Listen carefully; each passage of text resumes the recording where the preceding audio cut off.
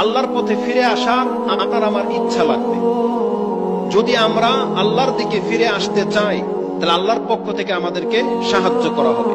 যেমন কাহাববাসীর ঘটনাতে আল্লাহ সুবহানাহু ওয়া তাআলা বলেছিলেন যে তারা যখন আল্লাহর প্রতি ঈমান এনেছে, আল্লাহ তাদের ঈমানকে আরো বৃদ্ধি করে দিয়েছিলেন, যেটা আপনি 13 নম্বর আয়াতে পেয়ে যাবেন, 18 নম্বর সূরা 13 নম্বর আয়াতে।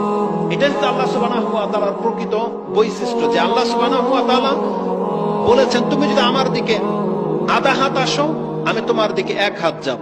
তুমি যদি আমার দিকে হেঁটে আসো, আমি তোমার দিকে দৌড়িয়ে যাব। সেই হাদিস আমরা প্রত্যেকেই জানি, বুখারী মুসলিমের মধ্যে রয়েছে। অতএব প্রথম পদক্ষেপটা আমাদের লাগবে। আপনি প্রথম নিয়ত করেন, আপনি প্রথম চেষ্টা করেন, আপনি আল্লাহর কাছে ফিরে আসার তৌফিক কামনা করেন, তাহলে আল্লাহ সুবহানাহু ওয়া তাআলা আপনাকে তৌফিক দান করবেন। আল্লাহ জানিয়ে দিয়েছেন যে তোমরা সবাই গুমরাহ, আমি যাকে হেদায়েত করব সে ছাড়া। ফাস্তাহদুনি, আমার কাছে হিদায়াত তলব করো, আহাদিকুম, আমি তোমাদেরকে হিদায়াত দান করব। এই জন্য আল্লাহ সুবহানাহু ওয়া তাআলার কাছে ফিরে আসার একটা উপায় হলো, প্রথমে আপনি ইচ্ছা পেশ করেন।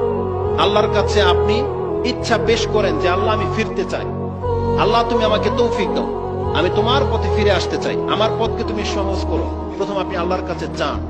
দ্বিতীয়ত, আপনি যেই পথে ছিলেন, যাদের সাথে ছিলেন, আপনি তাদের পথ এবং ওই স্থানকে পরিত্যাগ করতে হবে। যাদের সাথে